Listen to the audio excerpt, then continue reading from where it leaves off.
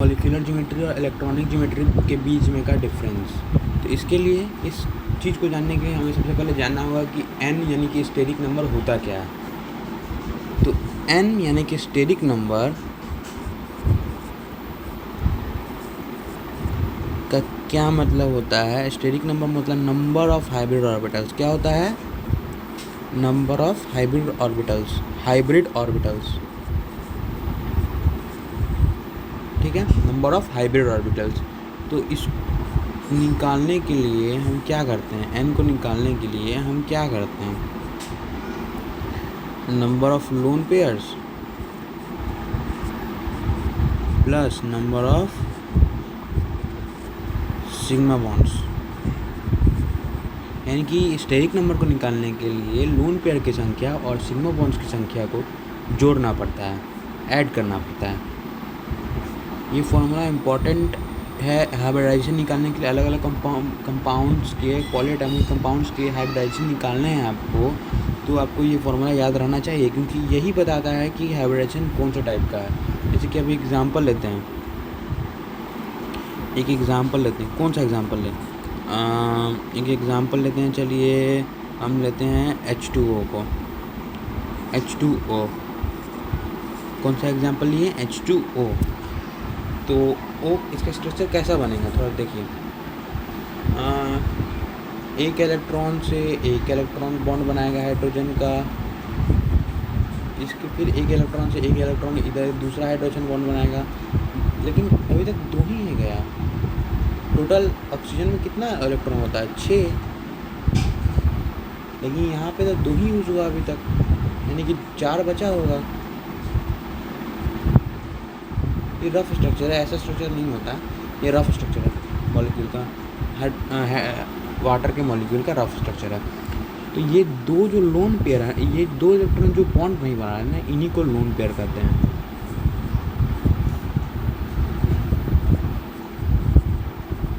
क्या कहते हैं? इन्हीं को लोन पेयर कहते हैं। लोन पेयर कहते हैं।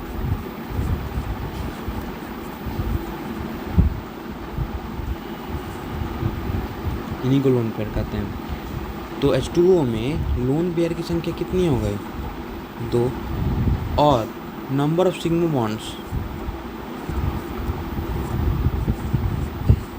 कितने बन रहे हैं? कितने सिग्मा बॉन्ड्स हैं? एक सिग्मा बॉन्ड ये, एक सिग्मा बॉन्ड ये। तो कितने सिग्मा बॉन्ड्स हैं? 2।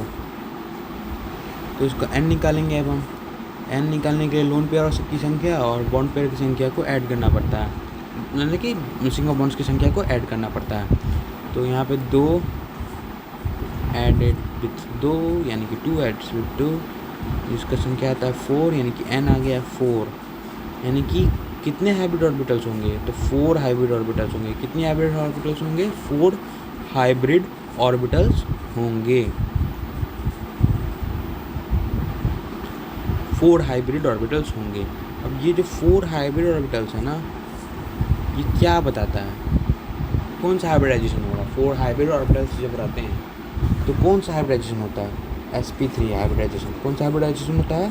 sp3 hybridisation. तो sp3 हाइब्रिडाइजेशन में जो इलेक्ट्रॉनिक ज्योमेट्री रहता है,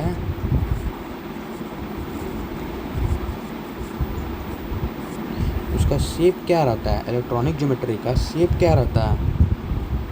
टेट्राहेड्रल।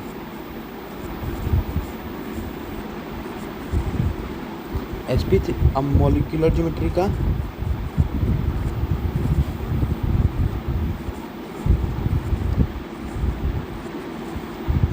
तो इसका शेप जो होता है वेरी करता है। क्या करता है? वेरी करता है। Shape varies. यानी कि sp3 हाइब्रिडाइजेशन में जो इलेक्ट्रॉनिक ज्योमेट्री रहेगा उसका शेप हमेशा टेट्राहेड्रल रहेगा। मतलब जो भी कंपाउंड sp3 हाइब्रिडाइजेशन से हाइब्रिडाइज्ड हैं उनका इलेक्ट्रॉनिक ज्योमेट्री हमेशा टेट्राहेड्रल रहेगा और मॉलिक्यूलर ज्योमेट्री वेरी करेगा। अब यही मॉलिक्यूलर ज्योमेट्री क्यों वेरी करता है, यही बताता है कि मॉलिक्यूलर ज्योमेट्री और इलेक्ट्रॉनिक ज्योमेट्री में अंतर क्या है। अगर क्वेश्चन आ गया 2 नंबर या 3 नंबर का सब्जेक्टिव क्वेश्चन आ गया, तब तो आप सिंपली एक डिफरेंस यही देख सकते हैं कि इलेक्ट्रॉनिक ज्योमेट्री का शेप जो है वो वेरी नहीं करता है और मॉलिक्यूलर ज्योमेट्री का शेप वेरी करता है। अब बताते हैं कि क्यों वेरी करता है मॉलिक्यूलर ज्योमेट्री का शेप। तो यहाँ पे होता क्या है कि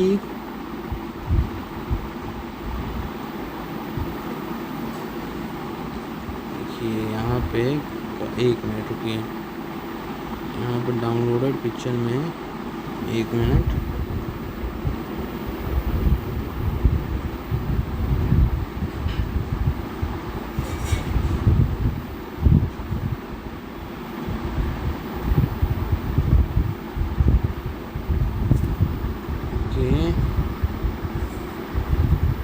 यहाँ नहीं ले सकते ना, okay,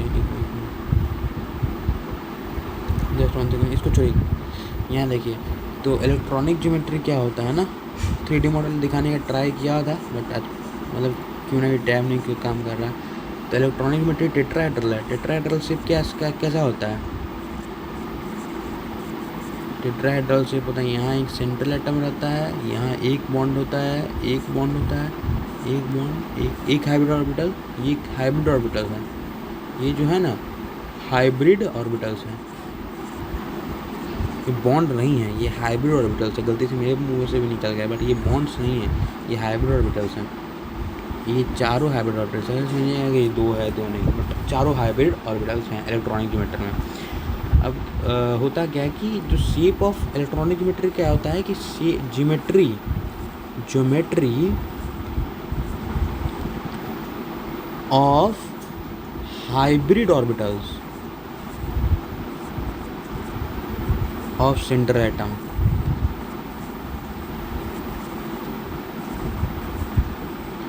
hybrid orbitals on central atom of central atom. तो इसमें 4 हाइब्रिड ऑर्बिटल्स हैं जो मिलके बनाते हैं टेट्राहेड्रल शेप। तो इसका sp3 हाइब्रिडाइज्ड है, इसका इलेक्ट्रॉनिक ज्योमेट्री हो गया टेट्राहेड्रल, बट मॉलिक्यूलर ज्योमेट्री यहीं पे अंतर आता है। मॉलिक्यूलर ज्योमेट्री इस चैनल में आपको कॉन्सेप्ट्स के वीडियो मिलेंगे, पूरे चैप्टर के नहीं, कॉन्सेप्ट्स के बाद में जाके देखेंगे, बट अभी कॉन्सेप्ट्स के वीडियो बस, अलग अलग कॉन्सेप्ट। तो मॉलिक्यूलर ज्योमेट्री में क्या होता है, ये होता है geometry of bonded electron pairs.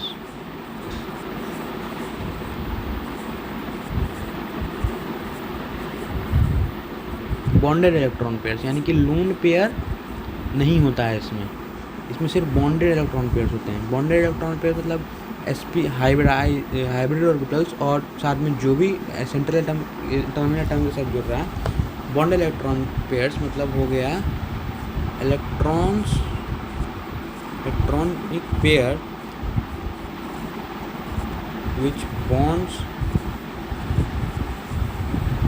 with the terminal atom।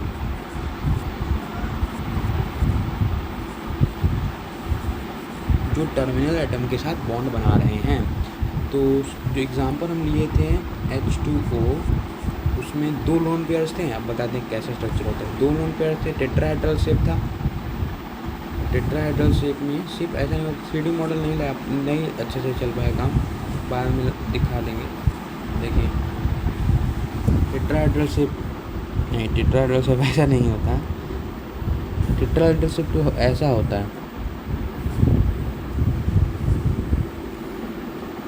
और ऐसा, ठीक है। तो 2 में लोन पेयर्स होते हैं। लोन पेयर जो होते हैं ना, लोन पेयर्स यहाँ लिख लीजिए, lone pairs are present in hybrid orbitals. तो लोन पेयर हाइब्रिड ऑर्बिटल में प्रेजेंट होते हैं, पर यहाँ पे तो मैंने लिखा कि बॉन्डेड इलेक्ट्रॉन पेयर्स को दिखाता है, यानी कि ये 2 जो बॉन्ड बना रहे हैं हाइड्रोजन के साथ, इन दोनों को दिखाएगा। बट इसमें लोन पेयर है, लोन पेयर इंक्लूड नहीं किया है। लोन पेयर क्यों इंक्लूड नहीं किया है? क्योंकि वही इलेक्ट्रॉन पेयर इंक्लूड किया है जो बॉन्ड करता है टर्मिनल एटम के साथ बॉन्ड, और लोन पेयर तो बॉन्ड कर नहीं रहे हैं। सो इनको नहीं दिखाया हुआ है। तो ये दो जो होते हैं ना, इनको नहीं दिखाता है, और बस यही दिखाता है। यही दो हाइब्रिड ऑर्बिटल्स, ये दो ओवरलैपिंग दिखाता है। यहाँ कौन सा ओवरलैपिंग हो रहा है? एस या एस और sp3 ओवरलैपिंग हो रहा है, ठीक है। मतलब हाइड्रोजन का एस और ये तो sp3 हाइब्रिड ऑर्बिटल है। ओके, हाँ, टेट्राहेड्रल शेप कहाँ से दिखाएं? हाँ, तो बाद में दिखाते हैं वो, पहले आप जान लीजिए डिफरेंस क्या है। तो इलेक्ट्रॉनिक ज्योमेट्री क्या हो गया? इलेक्ट्रॉनिक ज्योमेट्री हो गया टेट्राहेड्रल इसमें चारों दिखाता है। हाइब्रिड ऑर्बिटल चारों दिखाता है, मतलब जितना भी हाइब्रिड ऑर्बिटल्स है उसके ज्योमेट्री को दिखाता है सेंटर एटम पे। लेकिन मॉलिक्यूलर ज्योमेट्री में वही इलेक्ट्रॉन पेयर दिखाता है जो बॉन्डेड है हाइड्रोजन के साथ, लोन पेयर्स को नहीं इंक्लूड करता। और सिंस लोन पेयर जो होते हैं हाइब्रिड ऑर्बिटल में प्रेजेंट होते हैं, तो जितने हाइब्रिड ऑर्बिटल में प्रेजेंट होंगे उतने हाइब्रिड ऑर्बिटल्स को नहीं दिखाएगा। इनमें इस एग्जांपल में 2 में प्रेजेंट है तो 2 में नहीं दिखाया। और बचा हुआ शेप देखिए, वी शेप नहीं आ रहा कुछ यहाँ पे, देखिए एक मिनट दिखाते हैं आपको। ये देखिए यहाँ देखिए ऐसे, देखिए वी शेप नहीं दिख रहा है, देखिए वी शेप नहीं दिख रहा है कुछ आपको, नहीं दिख रहा है वी। ये हाइब्रिड ऑर्बिटल है, ये ऐसा ऑर्बिटल है एच का, ये ऐसा ऑर्बिटल है एच का, और ये वी शेप बना रहा है। ये तो रफ बना है बट आप अंदाज़ा लगा सकते हैं ये हाइब्रिड ऑर्बिटल ऐसा वी शेप बना रहा है इसके साथ ओवरलैप करके। तो यही वी शेप या बेंड शेप कहलाता है। क्या कहलाता है? वी शेप या बेंड शेप्ड मॉलिक्यूलर ज्योमेट्री।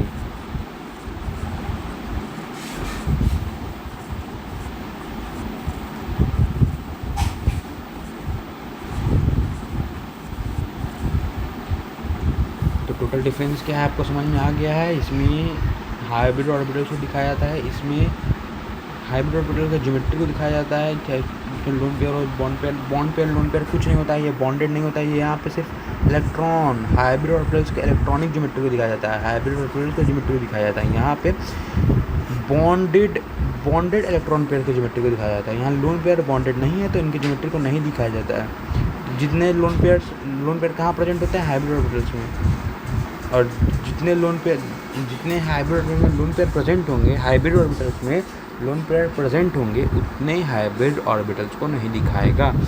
और ये दिखाएगा कैसे वी शेप्ड है या बेंड शेप्ड कहलाता है मॉलिक्यूलर ज्योमेट्री। तो समझ में आ गया क्या डिफरेंस है? टोटली समझ में आ गया।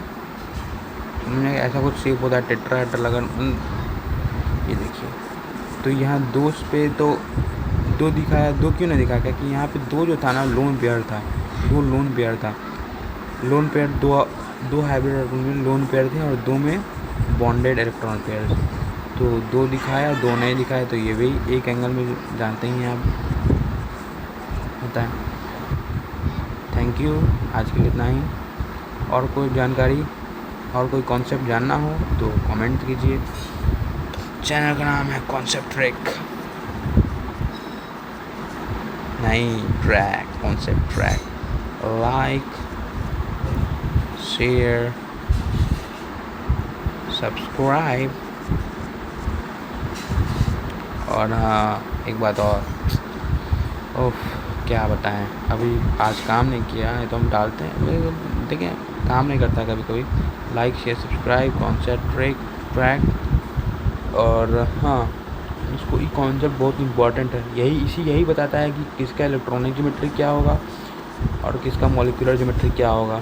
इसके PYQs कर लीजिएगा। अगर ये केमिकल बॉन्डिंग चैप्टर का है, इंपॉर्टेंट चैप्टर है, बहुत ज़्यादा इंपॉर्टेंट चैप्टर है।